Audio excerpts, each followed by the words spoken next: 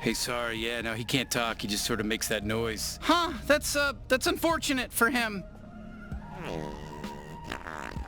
Look, it took me a while to understand what Globo's saying, but he's just saying over and over, I want a drum, give me a drum, somebody give me a drum. He just said he likes you and he hopes you'll get him a drum.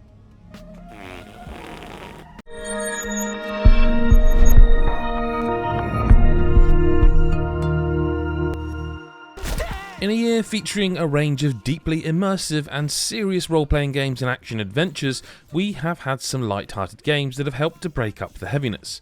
But at the end of 2022, High on Life is the perfect palate cleanser for those wanting just to let loose and have some fun.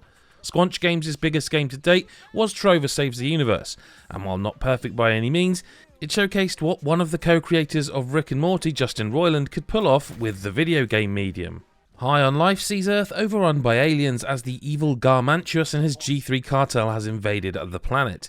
From there you meet Kenny, a pistol with all the nervous ramblings of Morty, and end up travelling into space in an effort to defeat the despot and return things to some sort of normality.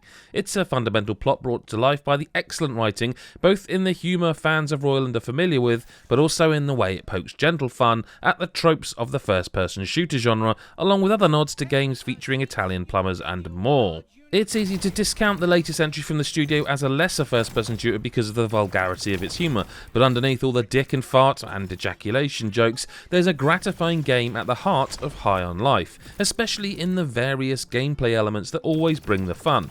What's noticeable after the first few bounties is how the various guns you find add layers to both combat and movement. Even Kenny, the first gun, has some great abilities, like the chance to launch glob at an enemy and it will send him into the air, but can also be used to knock down bridges and platforms to get where you need to go. Knifey is another incredible addition to your arsenal and is obsessed with stabbing anything that moves, and full-on orgasms as you chop up a boss after a showdown. His bloodlust is off the scale, and while his constant chatter about cutting up flesh might get too much for some, he's a vital weapon when it comes to not only dispatching enemies in melee, but also destroying the various slimy chests you'll find to gain pesos, the game's currency, and collectible cards based off of the Garbage Pail Kids. All of your weapons talk, and will do so sporadically throughout, but if you do get fed up of them talking, the option to turn it down is available when travelling across the galaxy. My favourite gun is probably Gus, a shotgun-type weapon voiced by JB Smoove of Curb Your Enthusiasm fame, or the MCU's Spider-Man movies, as the teacher Julius Dell. He launches a metallic disc at enemies that can be repeatedly hit like Captain America's shield, or used as a platform to reach higher locations. There are a few other weapons that have other abilities, such as Sweezy's ability to slow down time and fire needles through surfaces, but it's how they all come together and can be switched seamlessly in combat that make for a lot of fun when exploring the weird and wonderful worlds you'll encounter. The fundamentals of movement are straightforward enough to most players of FPS titles, although crouching is oddly done by pressing down on the D-pad, and this isn't a deal breaker, but when you usually do so by clicking the right stick or one of the four main buttons, it can make moving through vents and tight spots slower. Apart from that, getting around is a ton of fun, especially when using zip lines and the alien bugs to pull yourself from one to another, using the air as a means of both travelling and getting an aerial advantage on an enemy. When engaging in a fight, the range of weapons and opportunities blend together for such an enjoyable time. High on Life doesn't change the genre, but it does provide a refreshing alternative to the seriousness of it. There are fun mods that can be equipped to your guns by spending money at the pawn shop, but it is the variety of the locations that give you different ways to approach the smart level design and enemy encounters.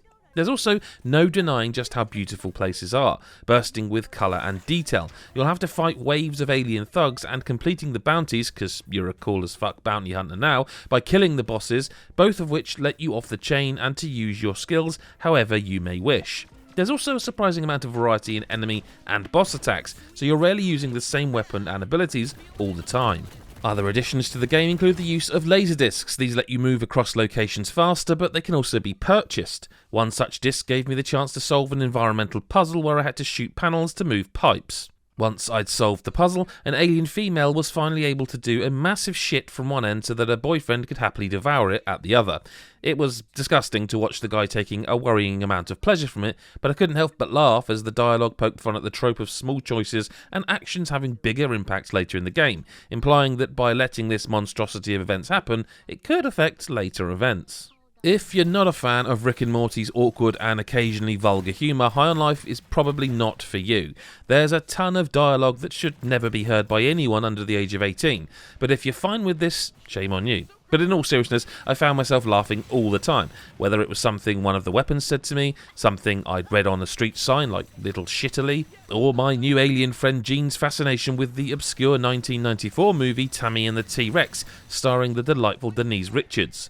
The humour is going to divide players, but if you're okay with Roiland & Co.'s brand of crass yet intelligent humour, believe me, it exists, you'll have no problem laughing continuously throughout. High on Life is a deceptively smart game when it comes to the mechanics of gunplay and traversal, and while there are a few niggles with movement, it's ridiculously fun. Squanch Games has managed to capitalise on the mistakes Trover made, as well as find holes in the genre to create an enjoyable shooter filled with gross humour that never failed to make me laugh. There's not a ton to do outside of the main story aside collecting stuff, but that doesn't mean that the writing or structure of it ever failed to give me something to like, which is why we're giving it an 8 out of 10. Okay, you know what? I'll admit it. This is good. This is good.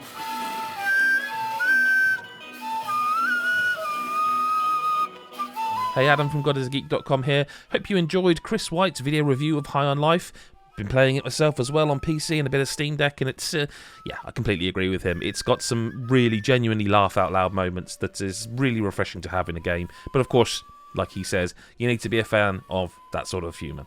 If you did enjoy this video, hit the subscribe button and the bell button to never miss another piece of content from us. Do go to GodIsAGeek.com and do check out our Patreon, patreon.com/GodIsAGeek, to find out what exclusive content we offer there. Thank you so much for watching. Get this one downloaded on Game Pass, and I'll see you in the next video. Bye-bye for now.